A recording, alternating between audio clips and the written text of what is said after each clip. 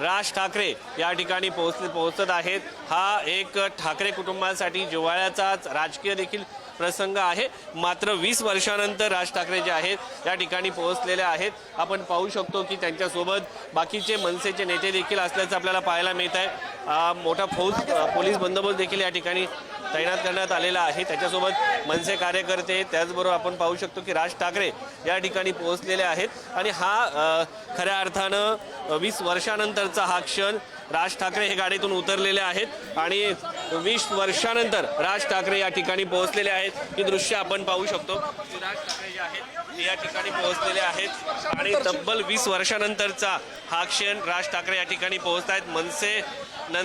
शिवसेना भवनात मनसे प्रमुख राज ठाकरे या ठिकाणी पोहोचत आहेत आणि दाखल झालेत आणि समोर त्यांच्या स्वागतासाठी आपण पाहू शकतो की संजय राऊत हे आहेत। संजय राऊत यांनी त्यांचं स्वागत केलेलं आहे आणि राज ठाकरे हे आता सेना भवनामध्ये 20 वर्षानंतर पहिलं पाऊल टाकल्याचं आपल्याला पाहायला मिळत आहे। राज ठाकरे जे आहेत ते वरती गेलेले आहेत आणि ही दृश्य तुम्ही पाहताय ही गेल्या 20 वर्षानंतर आज शिवसेना भवनामध्ये राज ठाकरे पोहोचलेले आहेत।